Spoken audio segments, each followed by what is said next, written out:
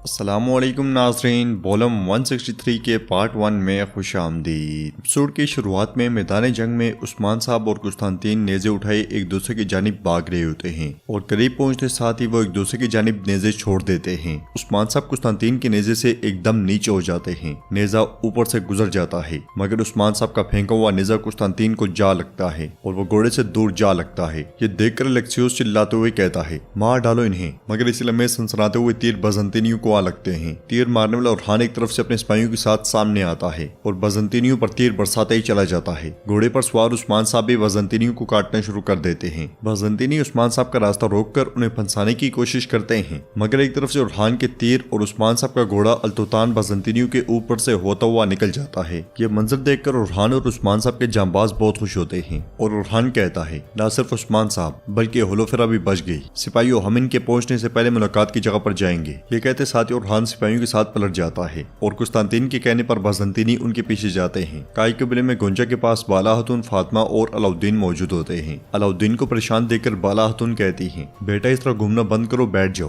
तुमने ही कहा गुंजा ठीक है। जवाबन अलाउद्दीन कहता है, यह ठीक है, लेकिन अगर इसके बाबा और इसके घर वाले ऐसे ही गुस्सा पालते रहे तो मेरी गुंजा कैसे ठीक होगी माँ। इसी दौरान गुंजा को होश आ जाता है और उठते हुए कहती है, अलाउद्दीन क्या हमारा बच्चा ठीक है? तो अलाउद्दीन कहता है, हाँ वो ठीक है, ठीक है, तुमने हमें डरा दिया। फिर गुंजा एकदम से पूछती है, क्या मेरे बाबा ठीक हैं? तो बाला हतून कहती हैं, वो ठीक है, मेरी बेटी ठीक है, ताहम उन्हें अभी तक होश नहीं आया। फिर अलाउद्दीन कहता है, अब से तुम अपना ख्याल रखोगी गुंजा, तुम्हें अपने लिए और हमारे आने वाले बच्चे दोनों के लिए मोहतात रहना होगा। खुद को थकाने और परेशान करने की जरूरत नहीं है। जवाबन गुंजा कहती है, मैं खुद को कैसे रोक सकती हूँ अलाउद्दीन? अगर मैं अपनी जबान को रोक भी लूँ तो मैं अपने दिल को नहीं रोक सकती। यह सुनकर बाला हतून कहती है, तो औलाद ऐसी ही होती है, हम जब माँ बाप बन जाते हैं तो हमें सिर्फ अपने बच्चों के लिए जीना पड़ता है। तो गुंजा कहती है, आप ठीक कह रही हैं माँ, मेरे बाबा कैसे बर्दाश्त करेंगे? उनका गुस्सा खत्म होने का नाम ही नहीं ले रहा। बाला हतून कहती है, ये बोझ उठाना मुश्किल है, वो ऐसे इस तरह है क्योंकि वो तुम्हें बहुत याद करते हैं, वो जिद में है। मगर गुंजा कहती है, वो इसे तर्क नहीं कर सकते है ना।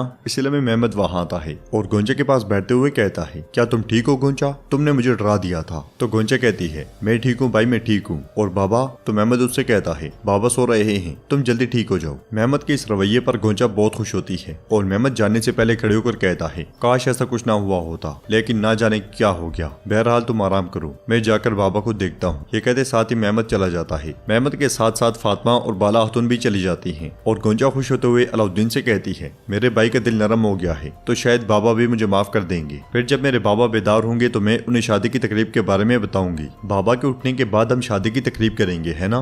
तो अलाउद्दीन कहता है, हम यकीनन करेंगे। ये कहते साथ ही वो उसे गले लगा लेता है। नाज़रीन, इसके बाद हम देखते हैं कि जंगल में उस्मान साहब अपने घोड़े को दौड़ा रहे होते हैं। दूसरी तरफ से उरहान भी अपने सिपाहियों के साथ मुलाकात वाली जगह जा पहुंचता है और कहता है, हमने तीर कमानों के साथ बहुत अच्छा काम किया। तो जेर कुत्ते खुश होते हुए कहता है, क्या आप लोगों ने देखा कि हुजूर ने कैसे उस कुत्ते को मारा? जवाबन कोनूर कहता है, अगर उस कुत्ते ने मोटी जरा ना पहनी होती तो वो वहीं खत्म हो जाता। अगले लम्हे उस्मान साहब भी वहाँ पहुंच जाते हैं और कहते हैं, हमें जिस रब ने मुत्तहिद किया है इंशाअल्लाह हमें फतह भी अता करेगा। जेर कुत्ते पूछता है, अब हम क्या करेंगे हुजूर? क्या हम कबीले वापस जाएंगे? तो उस्मान साहब कहते हैं, नहीं, हम नहीं जाएंगे। इसके बरक्स हम जहाँ जाएंगे हर उस सरजमीन को अपना घर बनाएंगे। चूंकि हम वापस नहीं जाएंगे तो कुस्तानतीन हमारी दुम पर सवार होने की कोशिश करेगा। वो हमारा शिकार करना चाहेगा मगर हम उसे दिखाएंगे कि असली शिकारी कौन है। हम जब तक उसका सर नहीं उतार देते तब तक कोई वापसी का रास्ता नहीं। अब गोकचरलर और योरकलर हम उनके इशारा बिशाना खड़े रहेंगे। हम उन्हें आबाद करेंगे ताकि बोरसा और एजनिक तुर्कों की सरजमीन बन जाए। सुंगुर आगा ने कबीले को आबाद कर दिया होगा, हम भी उनके पास चलते हैं। जाने से पहले उरहान कहता है, हुजूर आपने अपनी जिंदगी को होलोफेरा के लिए खतरे में डाल दिया, आप सलामत रहें। तो उस्मान साहब कहते हैं, नहीं, होलोफेरा मेरी बेटी की तरह है, उसका दिल भी हमारी बाजियान की तरह है। उसने अपनी जिंदगी हमारे लिए खतरे में डाल दी और जब वक्त आएगा तो हम भी उसके लिए अपनी जान देने से कभी पीछे नहीं हटेंगे। अब हमारे जान बूझकर जाल का शिकार बनने से कुस्तानतीन की नजरों में उसका एतमाद बहाल हो गया होगा। इसलिए तो गए और रसिया होलोफेरा से मालूमात हासिल करेंगे और हम उसका फायदा उठाएंगे। ये कहते साथ ही उस्मान साहब आगे बढ़ जाते हैं। काई कबीले में क्योमाज मेहमद से कहता है, मेरे शहजादे में जाने को तैयार हूँ, अलबत्ता मैंने जाना कहाँ है आपने अभी तक नहीं बताया। तो मेहमद उसे खत दिखाते हुए कहता है, आप बोरसा जाएंगे क्योमाज? इससे अंदाजा होता है कि होलोफेरा उस्मान की जासूस है। आप ये कमांडर कुस्तानतीन को देंगे। खत लेने के बाद क्योमाज कहता है, मेरे शहजादे वो होलोफेरा खातून को मार डालेंगे और हम भी इसके जिम्मेदार ठहराए जाएंगे। तो मेहमद कहता है, मैंने ये खत उस औरत के नाम लिखा है जो होलोफेरा से नफरत करती है और वो है एल्चम। मैंने खत में उसका नाम नहीं लिखा, लेकिन पूरा जहान यहाँ तक कि कुस्तानतीन भी सोचेगा कि इस खत को एल्चम ने लिखा है, हम पर कोई भी इल्जाम नहीं लगाएगा क्योमास। हम इस तरह उस्मान और उसके खानदान को भी नुकसान पहुंचाएंगे। जल्द अज जल्द रवाना हो जाओ और खबरदार खुद को जाहिर मत करना। ये सुनते साथ ही क्योमास रवाना हो जाता है। नाजरीन, इसके बाद हम सुंगुर आगा के योरक कबीले को देखते हैं जो एक नई जगह पर आबाद हो रहा होता है। सभी लोग काम काज में मसरूफ होते हैं, इसलिए में उस्मान साहब सिपाहियों के साथ वहाँ पहुँचते हैं और घोड़े से उतरने के बाद आगे बढ़ते हैं तो सुंगुर आगा उन्हें खुशामदीद कहते हैं। उस्मान साहब उनका शुक्रिया अदा करते हुए कहते हैं, आपने आधे कबीले का काम एक साथ कर लिया, माशाल्लाह। जवाबन सुंगुर आगा कहते हैं, हमारे कबीले की आवाम बगैर आराम के काम कर रही है। वो अपने सरदार को खुशामदीद कहने के लिए रुकना चाहते थे मगर मैंने मना कर दिया। मैं पहले अपने कबीले को तैयार करना चाहता था। तो उस्मान साहब कहते हैं, सरदार का दिया गया फरीजा सरदार से ज्यादा अहमियत का हामिल होता है। सलामत रहे सुंगुर आगा, हम आराम के बगैर काम करेंगे ताकि हमें शिकस्त का सामना ना करना पड़े। ये कहते साथ ही उस्मान साहब आगे बढ़कर भेड़ बकरियों के पास आते हैं। तो सुंगुर आगा उस्मान साहब से कहते हैं, मैं अपने कबीले का सबसे बड़ा बकरा आपके लिए ज़िबाह करूंगा।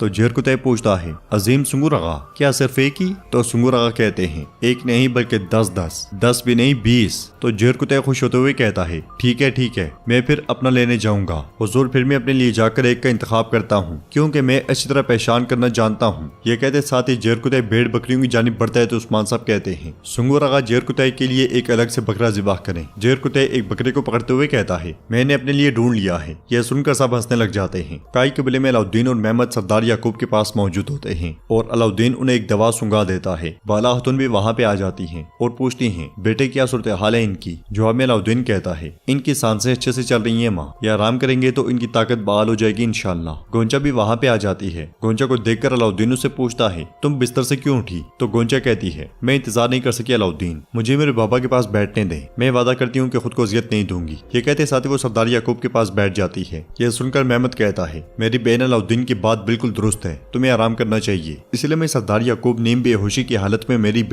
बेटी पुकारता है। तो गोंचा कहती है, बाबा मैं यही हूँ, मैं आपके पास हूँ, मैं आपको बहुत याद करती हूँ बाबा। ये कहते साथ ही गोंचा बहुत रोने लग जाती है और रोते हुए कहती है, बाबा मैं आपका मुझे मेरी गोंचा कहना बहुत याद करती हूँ, बराए मेहरबानी उठे बाबा, मुझे दोबारा बेटी कहें, आंखें खोलें, क्या आपने मुझे माफ कर दिया बाबा? सरदार याकूब के जुबान पर मुसलसल मेरी बेटी गोंचा ही चल रहा होता है। बुरसा में कुस्तांतीन बहुत गुस्से में खड़ा होता है, इसलिए मैं होलोफेरा वहाँ आती है और कुस्तांतीन अपना गुस्सा जब्त करते हुए कहता है, होलोफेरा मेरी प्यारी कजन, आपने बहुत अच्छा काम किया। उस्मान हमें आपके बताए हुए रास्ते पर मिला लेकिन फिलहाल हमने उसे खो दिया। तो होलोफेरा कहती है, ये हमारे लिए कोई खास मसला नहीं है और हान अब भी मुझसे मोहब्बत करता है, वो मेरी खातिर दोबारा बुरसा आएगा। ये सुनकर कुस्तांतीन कहता है, हम इस बार मौका जाया नहीं होने देंगे, मैं उरहान का और उस्मान का दिल चीर दूंगा, आप हमारी खिदमत करना जारी रखेंगी। तो होलोफेरा कहती है, अगर इसके इख्तिताम पर उनकी मौत है तो मुझे ये खुशी खुशी कबूल है कुस्तांतीन। फिर इसी लम्हे कुस्तांतीन के मंसूबे के मुताबिक एलेक्सियोस वहाँ आता है। उसे देखते साथ ही कुस्तांतीन पूछता है, क्या शहंशाह के जहाज रवाना हो चुके हैं कुमानदार? तो एलेक्सियोस कहता है, बहरी जहाज रवाना हो चुके हैं जनाब, हमारे फौजी यालिकोवा बंदरगाह में दाखिल होने के लिए तैयार हैं। यह सुनकर कुस्तांतीन कहता है, हम सुबह सवेरे तुलुए आफ्ताब के वक्त रवाना हो जाएंगे। ये सुनते साथ ही होलोफेरा जाने के लिए पलटती है तो कुस्तांतीन अपना खंजर उसे मारने के लिए निकाल लेता है मगर फिर उसे रोकते हुए कहता है, होलोफेरा आपने साबित कर दिया है कि आप पेलियोलोगोस खानदान की मोअज़्ज़ज़ रुकन हैं। यह सुनते साथ ही होलोफेरा चली जाती है और कुस्तांतीन कहता है, बेशरम बेजमीर बेगैरत, बिल्कुल अपने बाप की तरह, जिस तरह उसने हमें और बाज़ंतीन को धोखा दिया था इसने मुझे धोखा दिया। एलेक्सियोस पूछता है, ये बगैर दस्तखत वाला खत हमें किसने भेजा? तो कुस्तांतीन कहता है, दर्द में मुब्तला एक औरत जो होलोफेरा के साथ उरहान के माजी से परेशान है, एल्चम खातून। अब होलोफेरा की बदौलत कल उस्मान हमारे जाल में फंसेगा, ऐंतरा होलोफेरा की पैरवी करेगी। तो नाज़रीन इसके साथ ही एपिसोड भी इख्तिताम पजीर होती है। अगर आपको वीडियो पसंद आए तो वीडियो को लाइक करें, चैनल को सब्सक्राइब करें और बेल आइकन पर लाजमी से क्लिक कर दें। इंशाल्लाह मिलते हैं नेक्स्ट वीडियो में, तब तक के लिए रखें अपना और अपनों का बहुत ज्यादा ख्याल। अल्लाह निगहबान।